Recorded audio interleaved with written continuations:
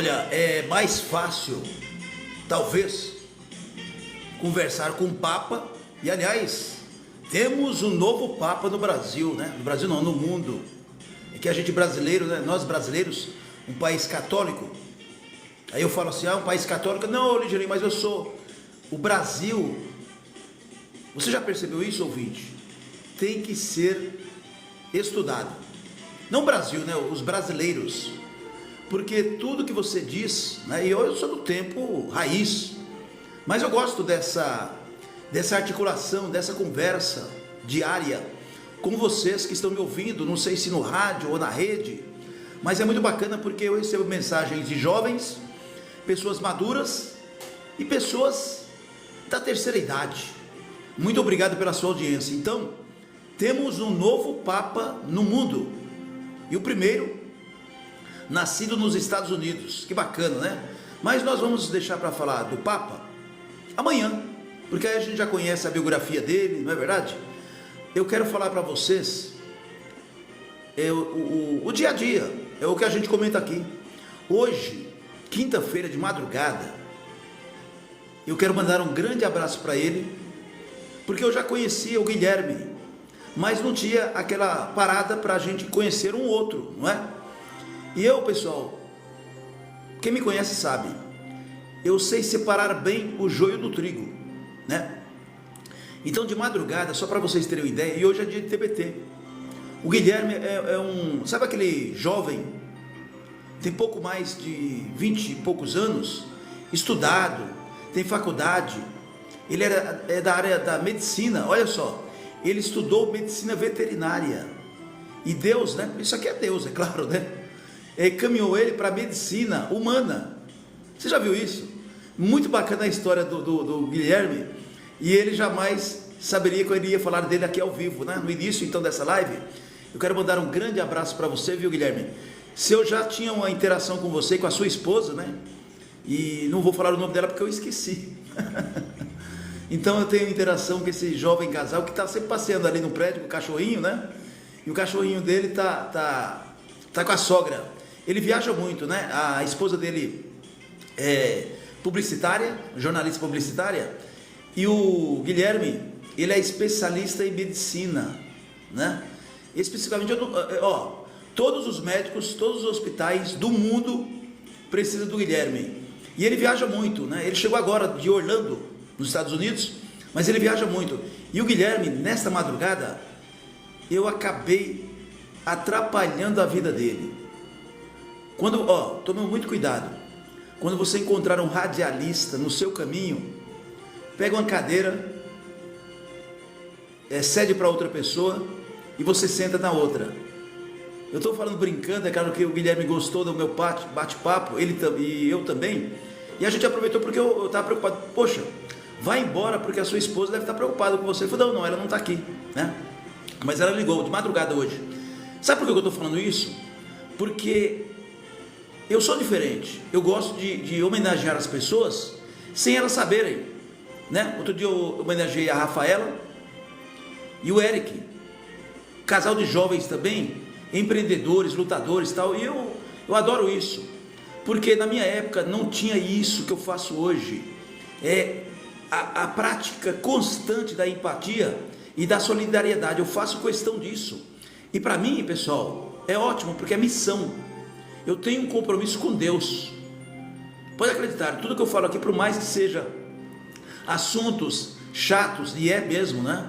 Porque a gente cobra muito das autoridades, dos políticos, e sempre que eu vou usar críticas, seja lá para quem for, mas principalmente a área política, quando eu falo no combo, vocês percebem, vocês que são mais atentos, que sempre eu uso a frase seguinte: salvo raras e honrosas exceções, não é? Quer dizer, você já está separando o joio do trigo. Agora, voltando aqui para o Guilherme, olha só que bacana, ele não sabia que eu era radialista, porque fora aqui do estúdio, eu trabalho na área de segurança até hoje, há 40 anos, né?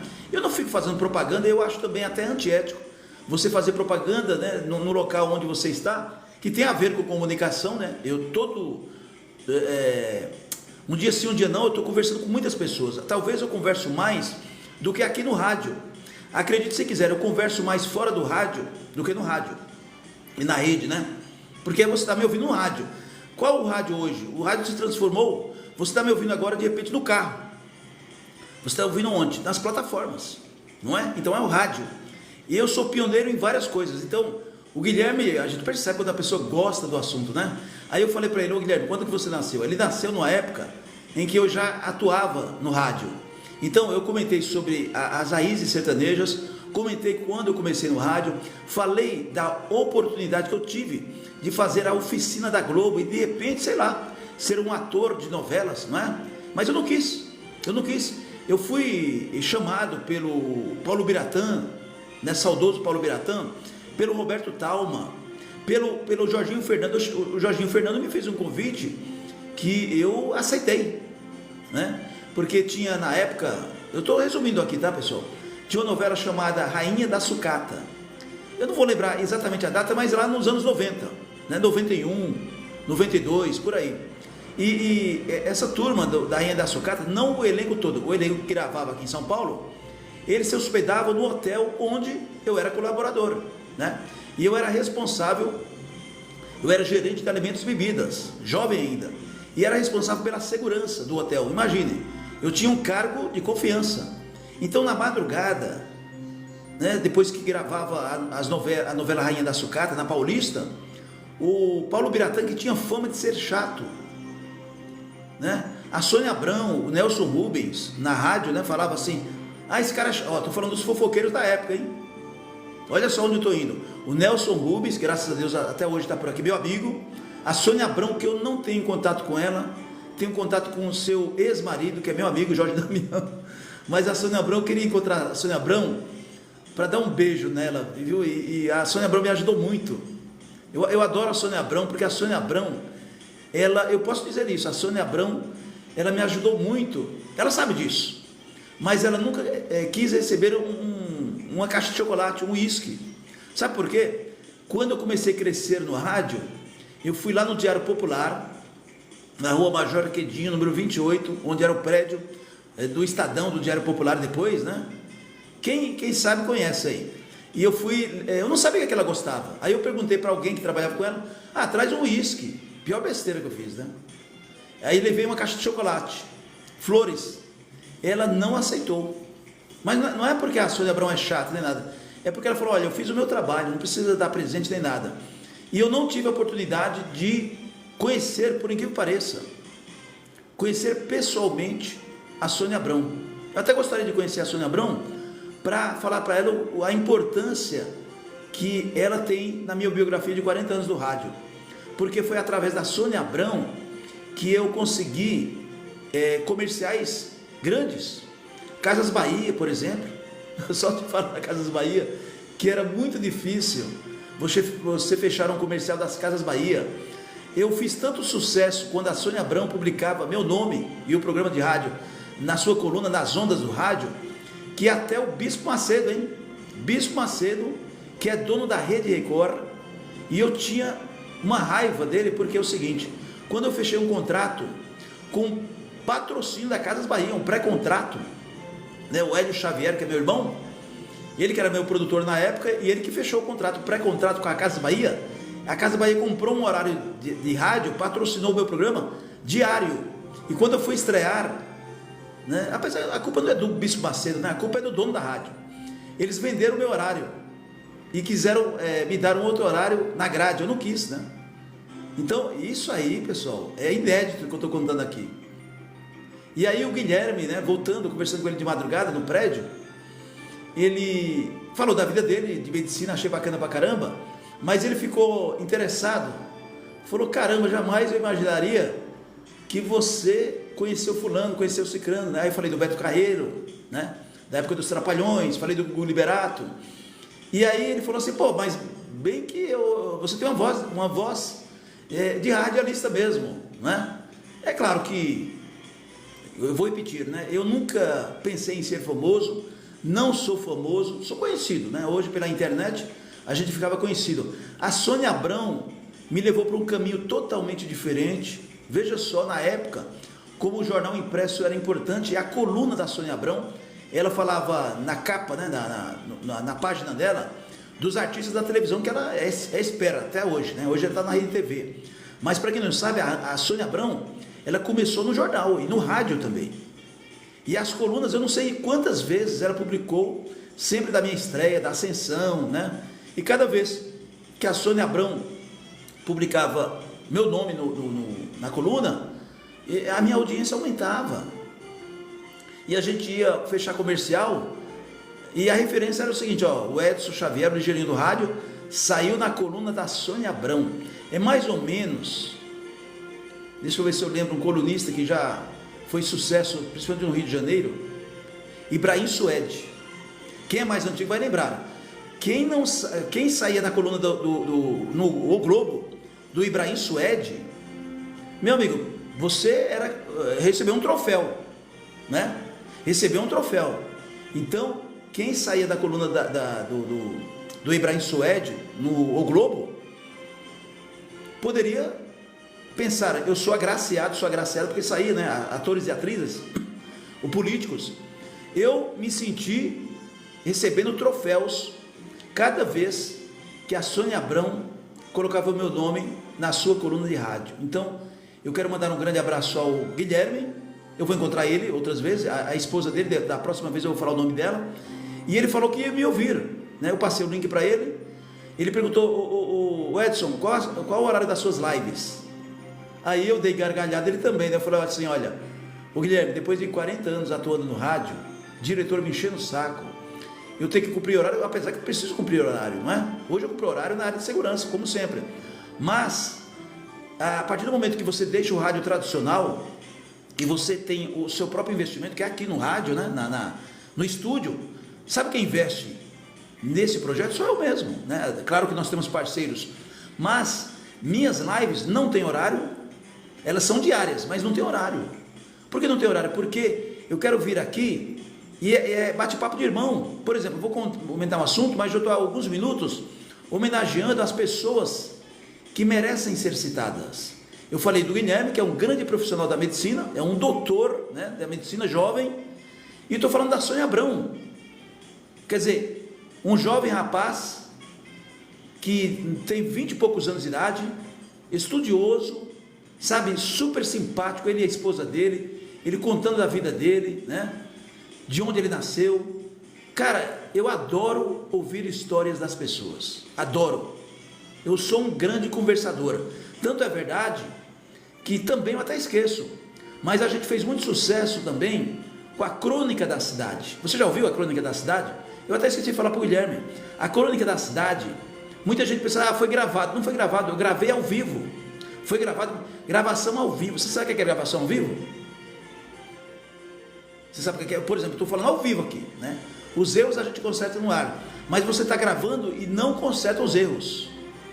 Então, todas as crônicas que eu gravei há 20 anos atrás, elas hoje estão atualizadas, até pelo mundo novo, esse novo mundo que a gente está levando, né? Essa nova geração de jovens. Eu tenho um casal de filhos e uma diferença de idade que eu estou por isso que eu digo para vocês, viu? Eu tenho que agradecer a Deus todos os dias, por Deus me agraciar com tanta generosidade, ser tão generoso comigo, principalmente pelos meus filhos. A Janaína, minha primeira paixão, a Janaína, jornalista publicitária. O Edgar, meu amado, meu caçulinha, Edgar Xavier, Janaína Xavier.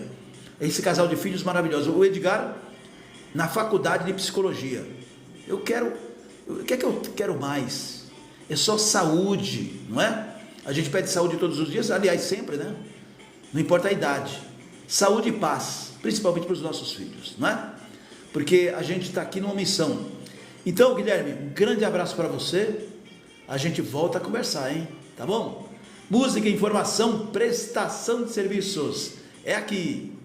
TikTok.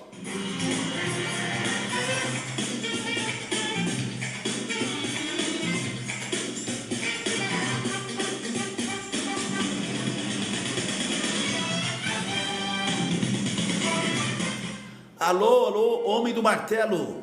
Alguém conhece o homem do martelo? O homem que adora um martelo. e pegar o martelo e bater ali, ó, com força total, né? O homem que adora leilão,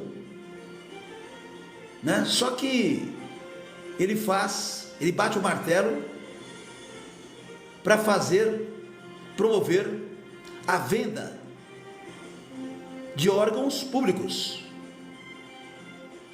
Por isso que é bom aqui, pessoal, a gente praticar um jornalismo que você não ouviu em lugar nenhum. Eu tenho certeza que esse jornalismo que a gente pratica aqui não tem em lugar nenhum. Inclusive o Guilherme perguntou para mim: Origeninho, mas como é que você faz o jornalismo?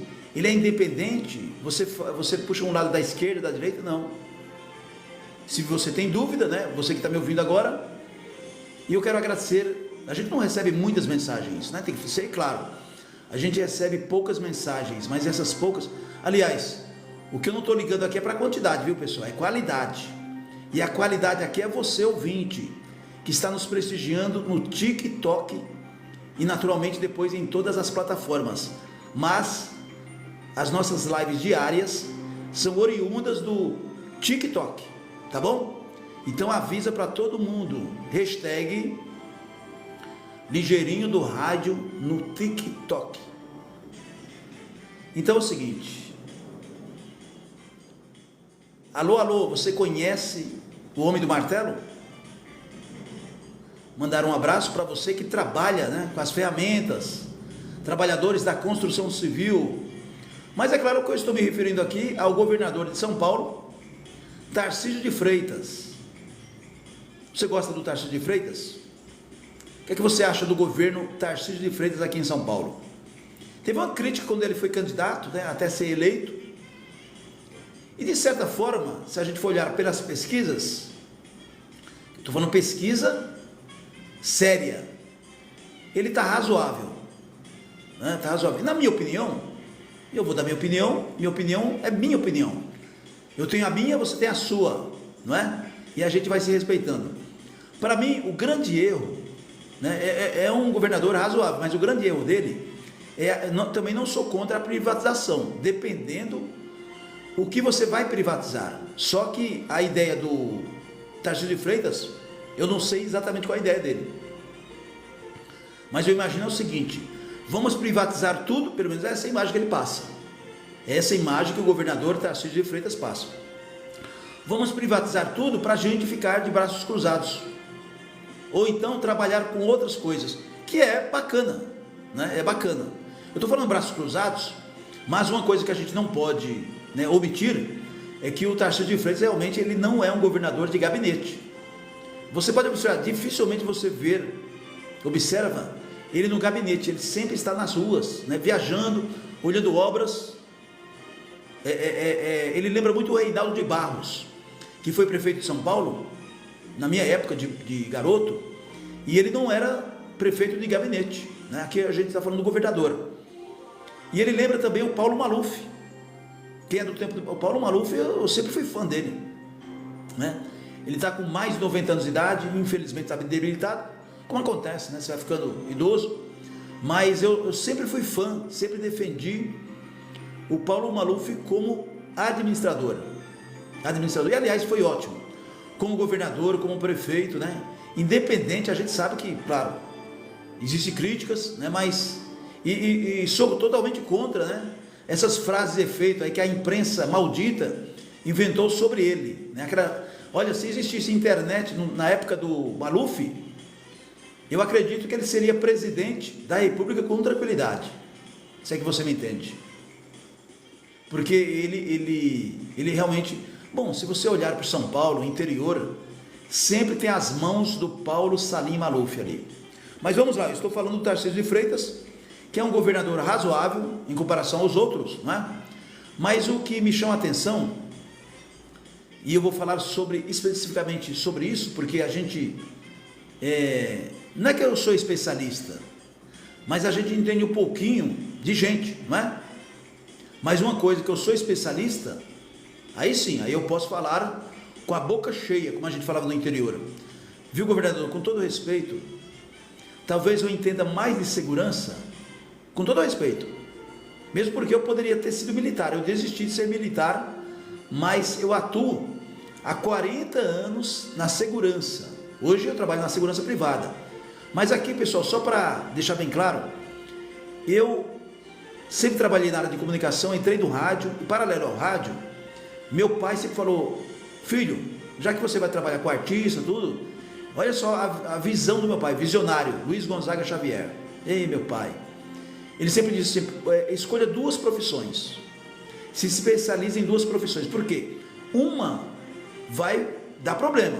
O que é que ele diz de problema? Vai ficar ondulada, né?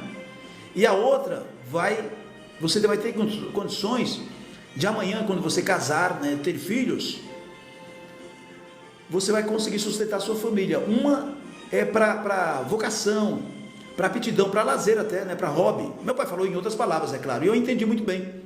Tanto é verdade que eu segui os passos do meu pai, e falo isso para os meus filhos: tenha duas profissões, uma que você adora, você ama, que não é para ganhar dinheiro, mas provavelmente você vai ganhar dinheiro, e a outra é para você trabalhar mesmo e sustentar a sua família.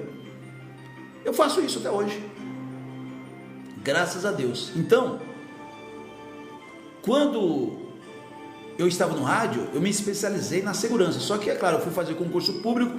Eu não gosto de falar muito isso, porque senão parece que a gente está querendo sempre se aparecer, né? Pessoal, eu fui fazer a Polícia Militar, eu passei, claro, no teste, fui estudar no Barro Branco, gloriosa academia da Polícia Militar aqui em São Paulo, histórica. Já fui lá como jornalista, mas eu fui aluno, né? No início aí dos anos 90, eu ia ser soldado, sei lá, de repente hoje eu seria um capitão, sei lá, um comandante, não é? Então, se eu não elogiar eu, quem é que vai elogiar, não é? Então, é verdade que até hoje eu trabalho na área de segurança. Então, na época me parece que era 9 meses a formação. Hoje, eu conversei com um colega policial militar, hoje a formação, veja que eu estou por fora até, hoje me parece que a formação para soldado da Polícia Militar é 2 anos. Naquela época, quem é antigo sabe, era 9 meses, né? É uma gestação de criança, 9 meses. E quando chegou no 3º, 4º mês, eu desisti. Eu tive um surto, não sei. Eu desisti. E quando eu fui chamado pelo alto comando, por que eu queria sair? Porque eu era um ótimo aluno. Veja só, o meu comandante da Polícia Militar falou: pô, você é um ótimo soldado, Xavier. Eu era Xavier 2, já tinha um Xavier 1 lá. E por que você quer desistir? Aí eu inventei uma história, falei: não, fala a verdade. Aí quando eu falei a verdade, eu me ferrei. Em outras palavras, eu falei que o salário nosso, do policial, do soldado, e a gente vai sair ali das ruas para defender a sociedade, nós vamos defender a sociedade enfrentando bandidos, marginais, e a gente pode morrer também, que faz parte, mas é uma profissão muito perigosa. Tudo bem, mas eu falei para ele assim, o que mais me instigava, eu estou falando para vocês, pessoal, nos anos 90, eu falei para o meu comandante, na sala, no gabinete dele, porque eu desisti, eu pedi baixa da Polícia Militar, e a pior coisa que eu fiz foi falar a verdade, mas eu acho que a verdade sobressai, não é? Mas no momento eu me arrependi, porque eu levei um chá de cadeira. Eu atuei 4 meses, a formação era 9 meses, então 4 meses eu fiquei no Barro Branco, soldado, acordava de madrugada, tomava banho gelado, fazia física, que eu adoro, né? Corria, caminhada, né? Adorei. Só que foi escondido da minha mãe não sabia, né? Minha mãe tinha horror a isso, não, meu filho vai morrer e tal, acho que todo mundo... Mas não foi por isso, mas foi também. Aí eu respondi o seguinte: esse salário que é pago, o governo paga para o policial militar, é uma porcaria. Quer dizer, eu falei em outras palavras, com todo respeito, né? Né? Você entendeu? E ele se sentiu ofendido, o comandante da Polícia Militar, eu não vou citar o nome dele, né? Mas eu acho que ele já até faleceu pelo tempo. Então ele bateu a mão na mesa, no gabinete, e falou: como ousa, soldado, o senhor denegrir a corporação Polícia Militar? Eu falei: desculpe, eu não estou denegrindo, eu estou falando a verdade, o salário é uma porcaria, e eu não pretendo continuar para receber um salário desse, para inclusive morrer, né? Eu vou matar bandido, matar não, né? Ele vai sofrer consequências de resistência, né? E eu até hoje sou bom atirador, né? Bom, enfim, eu pedi baixa em 4 meses, o comandante, mas isso aí não foi, especificamente para mim, porque eu não fui o único, né? Baixa acontece até hoje, mas foi esperado que todo mundo se formasse 9 meses para liberar essa baixa. O que é que aconteceu? Para me prejudicar mesmo. Só que o comandante, ele não sabia que eu sempre fui inteligente, né? Então ele achou que ia me prejudicar profissionalmente. Não, saí dali, normal. Depois de 1 ano, né, eu tive que voltar para pegar a baixa, dar aquele carimbo. Porque se não desse baixa, eu não conseguia trabalhar registrado. Olha só o prejuízo que eu tive. Só que eu trabalhei sem registro, mas continuei trabalhando, entendeu? E depois, em 92, eu me formei como especializada na segurança pública, na academia melhor que tem do Brasil. Não é propaganda, eu vou fazer a propaganda agora. Propaganda não. Vou fazer agora uma chamada aqui. A melhor academia do Brasil. Ô Luizinho, mas você conhece a academia do Brasil? Por informações, conheço. Eu estou falando 2025. Eu me formei em 1990, me parece. 1990. Na academia da Polícia Militar em 89, 88, 89. Em 90 eu me formei na academia em Forvigil. Todo mundo deve conhecer, fica do lado da rota ali. Do lado da rota aqui em São Paulo. Me formei desde 1990, quer dizer, profissionalmente, eu trabalhava muito antes disso aí. Oficialmente, eu sou profissional da área de segurança, né? Aí trabalhei na Guarda Patrimonial, trabalhei na Intel, trabalhei na Power, tem empresa que nem existe mais aqui, né? Trabalhei na FEBEM, na Secretaria do Menor, né? Da FEBEM eu tenho uma história à parte aqui para falar, né? Então assim, pessoal, eu tenho uma experiência muito boa. Trabalhei com empresários, né? Empresários eu não vou citar os nomes porque são empresas conhecidas da mídia, né? E eu fui segurança particular. Então segurança particular você tem que manter o quê? A privacidade. Mas eu trabalhei com artistas, né? Então eu sou com todo esse conteúdo, com toda a humildade, e a humildade prevalece, eu sempre fui um bom profissional, tá bom? E não sou eu que estou avaliando. São os lugares onde eu trabalhei. Inclusive hoje eu trabalho num grande grupo de segurança, uma empresa que tem 11 mil colaboradores, e eu sou destaque. Entre 11 mil colaboradores eu sou destaque, não é? Não sou eu que estou falando aqui. Eu sou agraciado nesse grupo, né? E trabalho nesse sistema AIRB, e eu trabalho em um dos postos que é um prédio de luxo. Claro que eu não vou dar endereço aqui, né? Então eu trabalho num prédio de luxo aqui em São Paulo. O que é que tem lá no prédio de luxo? Artistas, empresários, né? Modelos, políticos. Então eu estou na minha casa. Você entendeu? Por isso que eu digo para vocês, tudo é missão, né?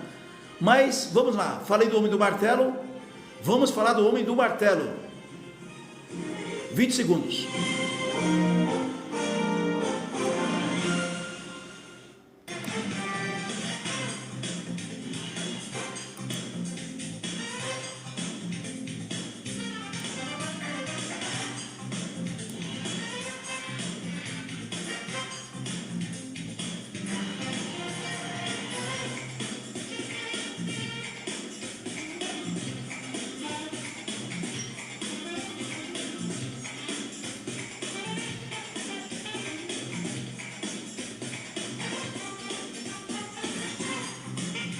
Um grande abraço, meu amigo Irineu do Mercadão das Pratas, aqui em São Paulo, na estação, ali próximo ao metrô Tatuapé. O Irineu do Mercadão das Pratas, um grande abraço, meu amigo. Bons tempos, hein? Ó, quando eu lembro do Irineu, né, o Irineu do Mercadão das Pratas, eu lembro do meu querido Zé Bétio, né? O Irineu do Mercadão, ele foi, digamos assim, assessor direto, né, do nosso querido e inesquecível Zé Bétio, o maior nome do rádio sertanejo no Brasil, né? Que saudade do Zé Bétio. Ô Irineu, e a gente está contando a nossa história na biografia, viu? Biografia Ligeirinho do Rádio, e a gente conta quando a gente conheceu o Zé Bétio, como que a gente conviveu com o Zé Bétio, já está aí no Estação Imprensa, né? Mas vamos lá. Pessoal, é o seguinte, essa alçada aqui é do governador de São Paulo, via mobilidade, o transporte público metropolitano, né? E eu vou falar especificamente do metrô de São Paulo, mais uma vez, e de uma forma que eu não gostaria que é colocar essa responsabilidade, e é a responsabilidade sua mesmo, viu, governador?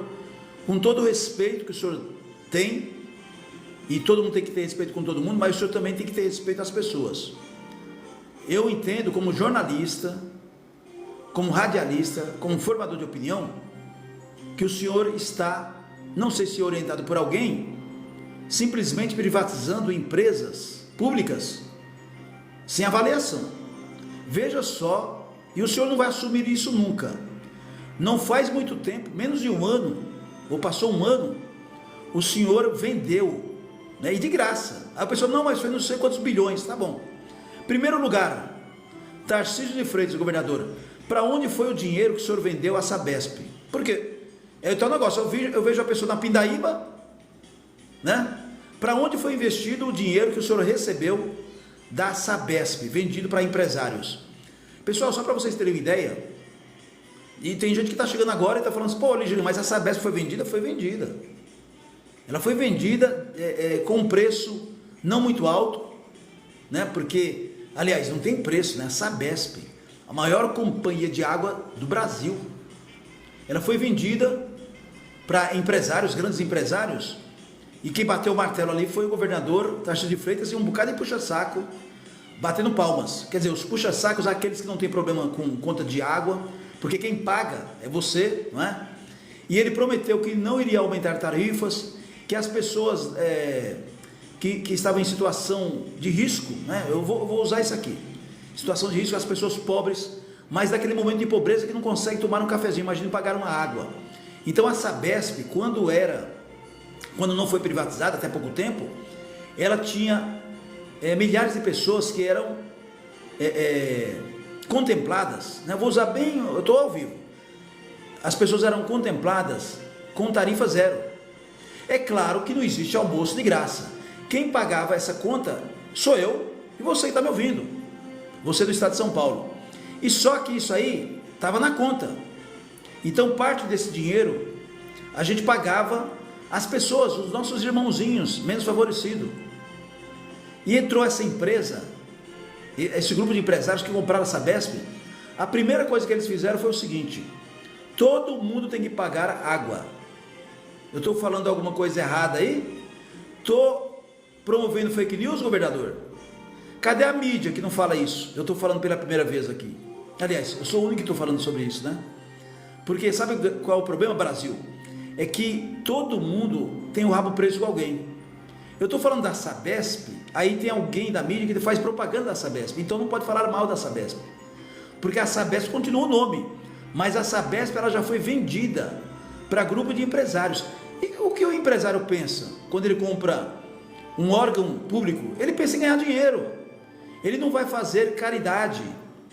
E eu comentei a semana passada, é que eu estou sem papel aqui, mas vai na cabeça mesmo.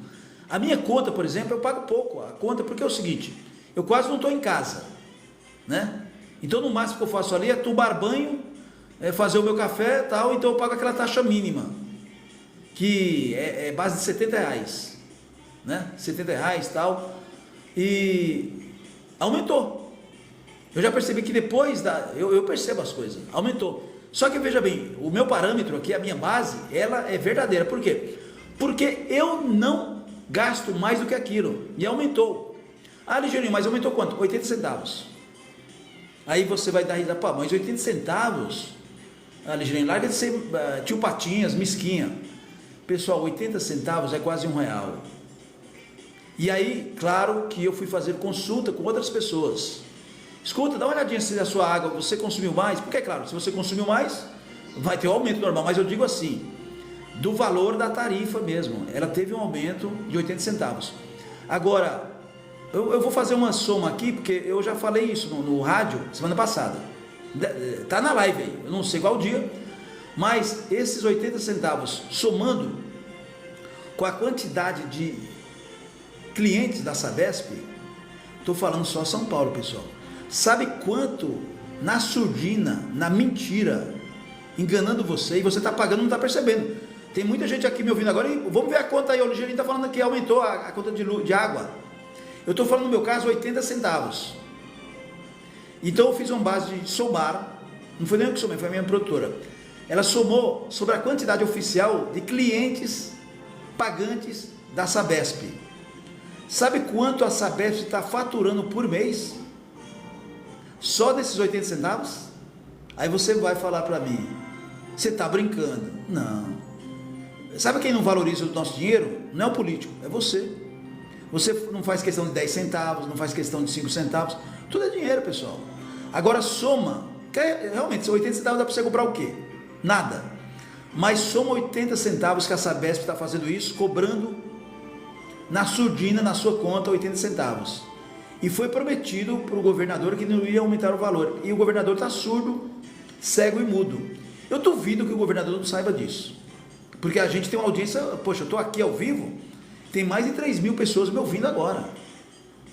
Tem mais de 3 mil pessoas online me ouvindo. Está na tela aqui. Então, isso eu estou falando para você só em uma plataforma, imagina as outras. E depois é distribuído no canal Estação Imprensa. As rádios parceiras nossas estão transmitindo as nossas lives dentro do Palácio dos Bandeirantes, que é a casa do governador de São Paulo. Não é possível, é claro que sim, né, pessoal? Tem deputados federais que me ouvem. Semana passada eu conversei com 3, não é? Então, 5 milhões e 400, 5 milhões de reais, vou colocar redondo, todo mês com um negócio de centavos, a caixa, né, o faturamento da Sabesp, só com os centavos, eles faturam mais de 5 milhões por mês, 5 milhões de reais. Pessoal, dá uma olhadinha só, aquela porcaria de Big Brother, qual o valor ali do prêmio? 1.500, 1 milhão e 500? Dá uma olhada, se fosse 4.500 por mês, a Sabesp ganha um prêmio de mais de 3 Big Brother. Se é que você me entende. Dinheiro seu, 80 centavos. Então, quem privatizou foi o Tarcísio de Freitas, mesmo sendo uma boa parte, principalmente os servidores, todo mundo contra. A população dividida, mas ele pouco se lixou para isso. Ele privatizou, vendeu a Sabesp e cadê o dinheiro? Você não está nem sabendo do dinheiro. Então, só que isso aqui não é prática só do Tarcísio de Freitas também não. Aí vem o Procon, que é da alçada dele também. O Procon disse que multou a Enel, por exemplo, né? Eu não estou fugindo do foco, mas tem a ver com dinheiro público que ninguém dá satisfação. Eles dão a manchete, depois não dão satisfação de onde vai o dinheiro. A Enel multou, lembra do apagão? Multou a Enel em 3 milhões de reais. A Enel não pagou. E não vai pagar. Agora multaram mais 10 milhões. A Enel está se lixando. E ali é tudo acordinho entre políticos. Então, sabe quem está levando lucro aqui? Só a Sabesp. Então é isso. Nós estamos perdidos por você. Não é só fã. O fanatismo político. Tem gente que está me ouvindo aqui que é fã do Tarcísio de Freitas. Mas tem gente que é fanático. E com certeza não está gostando do meu comentário. Mas dane-se, né? Eu estou falando a verdade. Eu não devo satisfação para A e Z. Minha satisfação é para você, de modo geral, público, que o governador de São Paulo está mentindo para você. Ele falou 10, 15 vezes que a Sabesp estava inoperante, que é mentira também. Ela não dava prejuízo. E agora sim, nas mãos dos empresários, eles estão rindo, porque em menos de um ano estão faturando só em centavos 5 milhões de graça. E sem oficialmente falar que não teve aumento. Não teve aumento. É brincadeira? Não, não é brincadeira. Sabesp de São Paulo vendida a preço de banana. Mas até para falar de preço de banana, eu acho que eu estou por fora, né? Porque a banana tá cara pra caramba, né? Vamos a outro assunto. Alencarzinho Júnior, o homem do som. 20 segundos.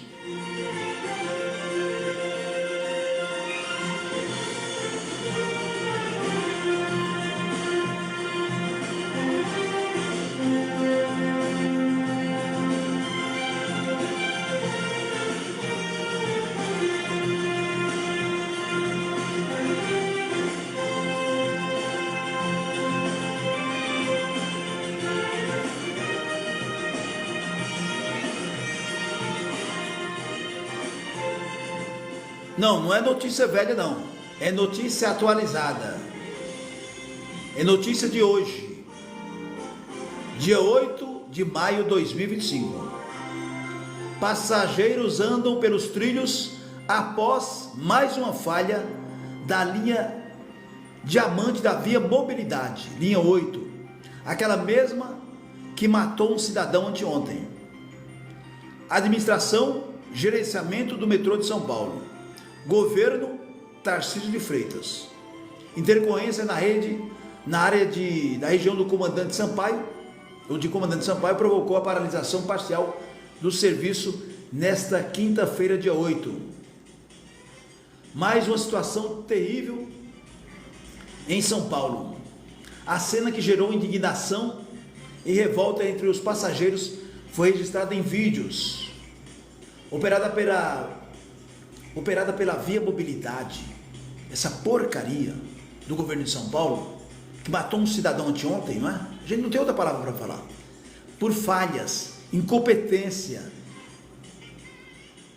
enfrentaram transtornos nesta quinta-feira, dia 8. Mais uma falha obrigou os usuários a descer dos vagões em Osasco, aqui na Grande São Paulo, e caminhar perigosamente pelos trilhos até a estação mais próxima. Passageiro disse que um fiscal informou que a falha teria sido na rede elétrica. Segundo a concessionária, uma intercorrência na rede aérea da região de Comandante Sampaio, a estação, provocou a paralisação parcial do serviço.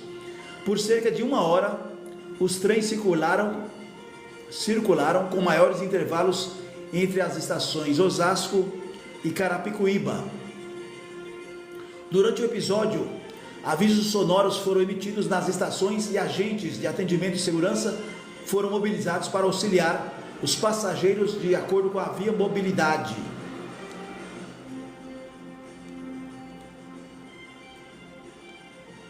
Governador de São Paulo. Aí a gente volta, aquela pergunta: por que a Via Mobilidade não tem sensores entre o trem e a plataforma? A morte do passageiro no metrô, linha Lilás 5, Via Mobilidade. Agora a Promotoria de Justiça acordou, e abre inquérito para investigar a insegurança do metrô de São Paulo. Corpo de passageiro que morreu após ficar preso no metrô foi velado em Taboão da Serra. Eu comentei sobre isso. Isso aqui é uma total irresponsabilidade do governo de São Paulo, dessa porcaria de gerenciamento do metrô, da presidência, que o governador é responsável sim, porque ele mantém, por acordo político, executivos e presidentes dessas autarquias, dessas empresas. Olha, o corpo de Lorivaldo Ferreira Silva Nepomucemo, de apenas 35 anos de idade, que era estudante de educação física e deixa 3 filhos. Esse acidente, quer dizer, não foi acidente, na estação Campo Limpo da linha Lilás do metrô, linha 5, operada pela Via Mobilidade na zona sul de São Paulo. Ele morreu terça-feira. Esse acidente poderia ser evitado. Quer dizer, não foi acidente, Foi incompetência da Via Mobilidade, do metrô de São Paulo e do governador de São Paulo. O corpo de Lorivaldo Ferreira Silva Nepomucemo, passageiro que morreu no metrô, foi velado hoje, meio-dia, no cemitério da Saudade, em Taboão da Serra, na Grande São Paulo. O sepultamento foi às 14 horas. Filho de pedreiro e estudante de educação física, Lorivaldo teve a vida interrompida na terça-feira, dia 6, a caminho do trabalho. Ele morreu após ficar preso entre as portas do trem e da plataforma, na estação Campo Limpo da linha 5 Lilás, aqui na zona sul de São Paulo. Lorivaldo tinha 35 anos, jovem ainda, e faria aniversário nesse próximo domingo, dia das Mães, dia 11 de maio. Imagine, Lorivaldo, ele foi morto por incompetência, por descaso, por omissão do metrô de São Paulo, da Via Mobilidade e do governo de São Paulo. A gente tem que falar a verdade. ele morreu, ele foi assassinado, não foi acidente. Vou repetir, Lourivaldo, 35 anos, deixou 3 filhos, a esposa, e faria aniversário no próximo domingo, dia 11, dia das mães. Morador do Taboão da Serra, ele era casado e, repito, tinha 3 filhos.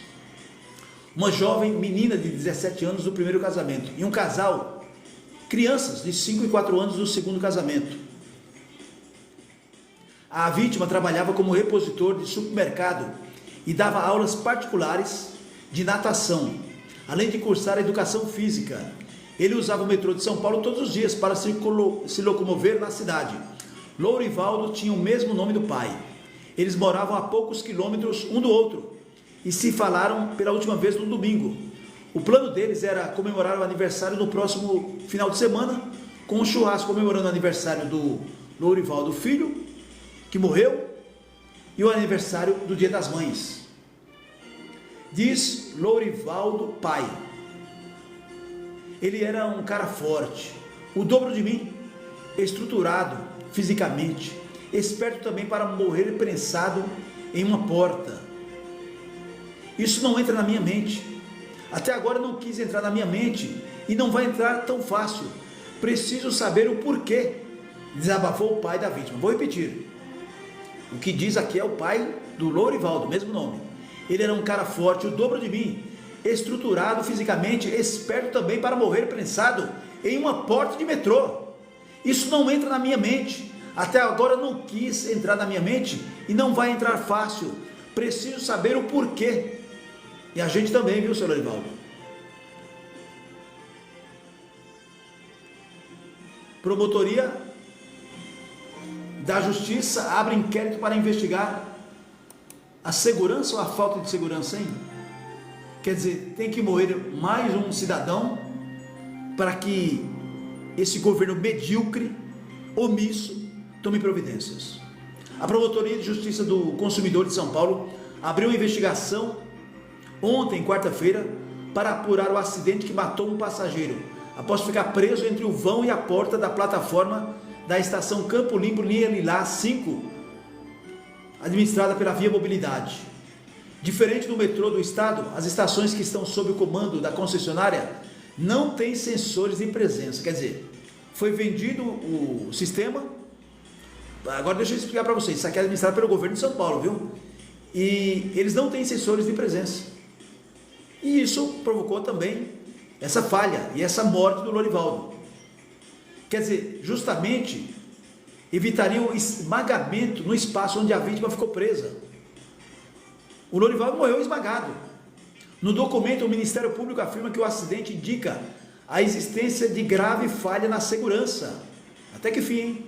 E por isso é necessário verificar as medidas de segurança empregadas na linha 5 Lilás, de forma a preservar a integridade física e a vida das pessoas consumidoras. O Ministério Público dá um prazo de 5 dias corridos para a Secretaria de Estado dos Transportes Metropolitanos, que é do governo de São Paulo, e a concessionária Via Mobilidade se manifestarem caso queiram apresentar recurso. Também solicita, veja só, ao governo estadual, Gestão Tarcísio de Freitas, que em 10 dias corridos encaminhe cópia do contrato da concessão, aí sim, hein? Informe as medidas de segurança para o embarque e desembarque de passageiros, inclusive quanto às medidas de fiscalização das práticas adotadas pela empresa. Veja só, o Ministério Público está pedindo para o governo Tarcísio de Freitas mandar documentos. Quer dizer, infelizmente teve que morrer alguém para que isso fosse tomado, essas providências, né? O Ministério Público ainda requer que o governo aponte as causas que levaram à morte do passageiro Lourivaldo. A Via Mobilidade, que foi responsável pela morte desse cidadão, o Ministério Público também dá o mesmo prazo para que a empresa apresente cópia do seu estatuto social atualizado, informe as medidas adotadas pela concessionária para o embarque e desembarque seguro de passageiros na linha 6 Lilás, e se existem falhas na estação Campo Limpo, onde aconteceu a morte do passageiro. O Ministério Público também pede à Agência Reguladora de Serviços Públicos Delegados de Transporte do Estado de São Paulo, a ARTESP, que aponte os itens do contrato de concessão referentes à segurança dos passageiros que não estão sendo observados pela concessionária Artesp. Agora sim, a abertura de inquérito foi feita pelo terceiro promotor de justiça do consumidor, Denilson de Souza Freitas, após uma provocação do deputado Guilherme Cortes, do PSOL de São Paulo. A morte de Lorivaldo levantou uma série de dúvidas a respeito das portas automáticas do metrô de São Paulo e das suas concessionárias, das suas parceiras, como a Via Mobilidade, dos sensores de presença que evitam esmagamento e das medidas que serão adotadas pela concessionária para aumentar a segurança de todos os passageiros. Absurdo, né, gente? As portas automáticas das plataformas de trem e a dos vagões do metrô de São Paulo são automatizadas. Elas abrem e fecham em sincronia com as portas do trem, oferecendo segurança e organização no embarque e desembarque dos passageiros.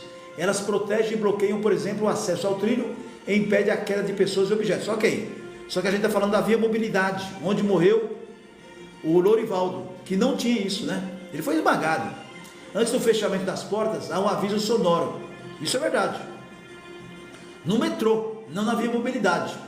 A porta da plataforma e do trem deveriam ter sensores de segurança que detectam se foram fechadas corretamente, ou se há algum objeto ou pessoa obstruindo para o fechamento, ou entre as ambas, como é o caso da morte que provocou a causa, né, da morte do Lorivaldo. Quando elas não fecham por completo, o sensor, quando existe, né, ele acusa e as portas se abrem de novo. Eu já cansei de ver isso. Até aquelas pessoas atrasadas, né, que saem da escada rolante, né, pessoas orelhudas, né, eu tenho horror a isso. A pessoa sai correndo da estação e ela vê que o metrô está quase saindo, aí dá aquele apito, né, para fechar as portas. Ela vai e atrapalha. Tem gente orelhuda que faz isso. Então, realmente, o metrô tem essa segurança. Interrompe. Tanto é verdade que vira e mexe o metrô está falando sobre isso, né? Não interrompa as portas. Uma vez que o metrô avisou, não entre nem saia. E tem uns orelhudos, aí você sabe disso aí. Se você não for um deles, né? Tá chegando atrasado na estação, desce a escada rolante, a escada cair, aí vai lá pegar o metrô, né? Isso é coisinha de brasileirinho pequenininho, né? Essas pessoas que se acham dono da verdade, e acontece também no metrô. Vamos elogiar o metrô? Vamos, né? Mas aqui no caso, o Lorivaldo, ele morreu porque essa porcaria dessa Via Mobilidade lilás, ela não tem sensores. Isso é um perigo. Pode matar você, pode matar o seu filho, uma criança. Ela não tem. E para mim é surpresa também. Para mim é surpresa. Na minha opinião, isso aqui tem que dar cadeia, porque morreu alguém. E alguém, que eu estou falando agora, não estou menosprezando, alguém, ser humano. O Lorivaldo morreu. Quantos outros Lorivaldos vão morrer para que tomem providência? Mas o Lorivaldo morreu, e agora que as nossas autoridades acordaram, né? Aqui, na minha opinião, o governador de São Paulo tem que ser responsabilizado por omissão também, além da direção do metrô e a direção da concessionária Mobilidade. Veja só, quando as portas não fecham por completo, no metrô, né, existe realmente o sensor, ele acusa e as portas se abrem de novo, como se fosse uma porta de elevador. No caso do incidente que aconteceu aqui, de acordo com testemunhas, isso não aconteceu, e o trem seguiu viagem com o passageiro esmagado. Que absurdo, né, gente? Acorda, governador de São Paulo. Acorda, homem do martelo. Vergonha, hein, pessoal? Que vergonha. Música, informação, prestação de serviços. Hashtag Ligeirinho do Rádio. Hashtag Estação Imprensa. Fique com a gente.